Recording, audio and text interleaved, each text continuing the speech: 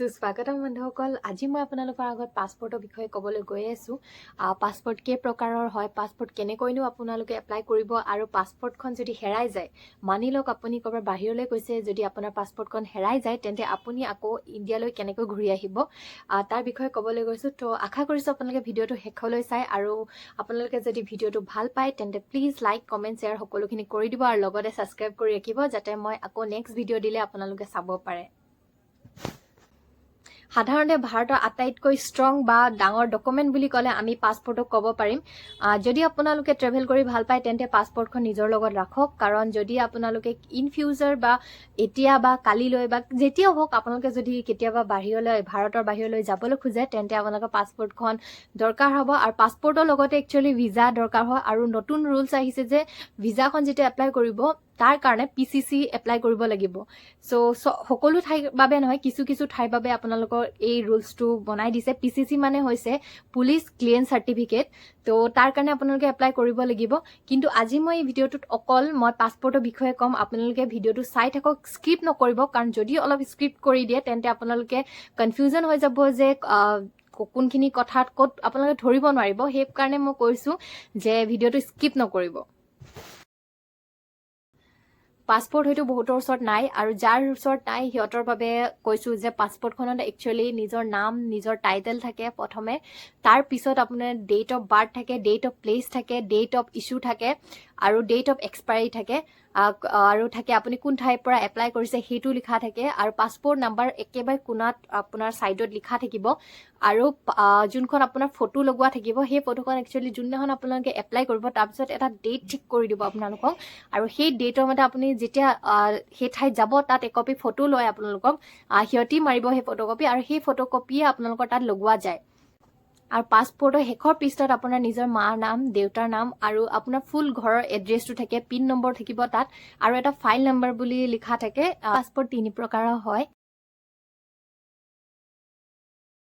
প্ৰথমখন হৈছে normal passport বুলি কোৱা যায় যাৰ কালাৰটো প্ৰায় ব্লেক এণ্ড ব্লু টাইপ হয় আৰু ছেকেণ্ড পাছপৰ্টখন হৈছে অফিচিয়েল বা হোৱাইট পাছপৰ্ট বুলি কোৱা হয় সেইখন একচুৱেলি যোনবোৰ গভৰ্ণমেণ্টৰ ফালৰ পৰা কিছুমান কাম কৰিব যায় বিদেশলৈ সেইবোৰ মানুহে সেইখন পাছপৰ্ট ইউজ কৰে আৰু 3 নম্বৰ পাছপৰ্টখন হৈছে ডিপ্ল'মেটিক পাছপৰ্ট ধৰি লওক VIP বা যোনবোৰ হাই ৰেংকৰ পষ্টত থাকে মানুহবোৰ সিহঁতৰ বাবে সেই পাছপৰ্টখন বনোৱা যায় আপোনালোকে যদি পাছপৰ্ট এপ্লাই কৰিব বিচাৰে তেন্তে 2 প্ৰকাৰেৰে আপোনালোকে অনলাইন এপ্লাই কৰিব পাৰিব বা কেফেত বা য'তে হওক আপোনালোকে গৈ এপ্লাই কৰিব পাৰিব একচুৱেলি প্ৰথমটো হৈছে নৰ্মেল আৰু দ্বিতীয়টো হৈছে তৎকালীন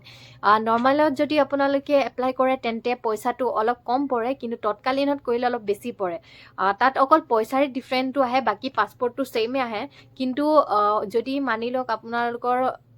ক'ৰবাত জব হৈ গ'ল যদি লাগেই আপোনালোকক তেতিয়া আপোনালোকে তৎকালীনত এপ্লাই কৰি ল'ব পাৰে আৰু যদি ধৰি লওক আপোনাৰ ওচৰত এতিয়াও 6 মাহ 7 মাহ 8 মাহ আছে বা 3 মাহ আছে আপোনাৰ ওচৰত সময় আছে আপোনালোকক যাবলৈ তেন্তে আপোনালোকে নৰ্মেলতো এপ্লাই কৰিব পাৰে আৰু তৎকালীনত এপ্লাই কৰিলে আপোনাৰ 7 দিনমানৰ ভিতৰত আহি যায় সেইকাৰণে আপোনালোকে চাই লওক আপোনালোকৰ সুবিধা যোনটোতে হয় সেইমতে আপোনালোকে অনলাইন এপ্লাই কৰিব পাৰে যদি আপোনালোকে 10 পাছ কৰা নাই তেন্তে আপোনালোকে এপ্লাই কৰিব পাৰিব কিছু অসুবিধাৰ বাবে হয়তো কিছুমানে পঢ়া শুনা ক্লাছ 8তে বাদ দিলে 9তে বাদ দিলে সিহঁতিও বাহিৰলৈ যাব খোজে কেতিয়াবা তেন্তে সিহঁতিও যাব পাৰিব তেনে কোনো কথা নাই যে আপুনি 10 পাছ কৰা নাই যাব নোৱাৰিব বুলি তাৰ কাৰণে আপোনালোকে এপ্লাই কৰিব পাৰে কিন্তু সেই পাছপৰ্টখনৰ নাম হ'ল ECR পাছপৰ্ট বুলি কোৱা যায় আৰু আমাৰ নৰ্মেল যোনখিনি পাছপৰ্ট থাকে যোনে 12 পাছ কৰিছে বা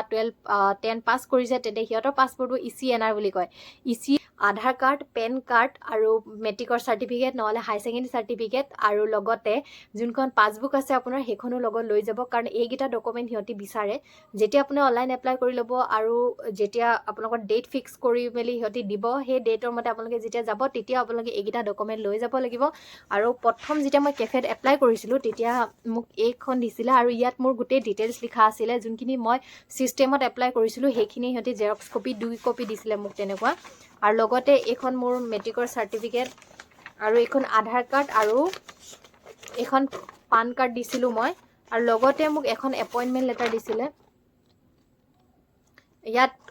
ডেট টাইম সকলোখিনি লিখি দিছিলে যদি আপোনালোকে 10 পাছ কৰা নাই তেন্তে আপোনালোকে এপ্লাই কৰিব পাৰিব কিছু অসুবিধাৰ বাবে হয়তো কিছুমানে পঢ়াও নাই ক্লাছ 8তে বাদ দিলে 9তে বাদ দিলে সিহঁতিও বাহিৰলৈ যাব খোজে কেতিয়াবা তেন্তে সিহঁতিও যাব পাৰিব তেনে কোনো কথা নাই যে আপুনি 10 পাছ কৰা নাই যাব নোৱাৰিব বুলি তাৰ কাৰণে আপোনালোকে এপ্লাই কৰিব পাৰে কিন্তু সেই পাছপৰ্টখনৰ নাম হ'ল ECR পাছপৰ্ট বুলি কোৱা যায় আৰু আমাৰ নৰ্মেল যোনখিনি পাছপৰ্ট থাকে যোনে 12 পাছ কৰিছে বা 10 পাছ কৰিছে তেন্তে সিহঁতৰ পাছপৰ্টটো ECNR বুলি কয় কেতিয়াবা যদি আপোনালোকে বাহিৰত ফুৰিবলৈ যায় আৰু আপোনালোকৰ যদি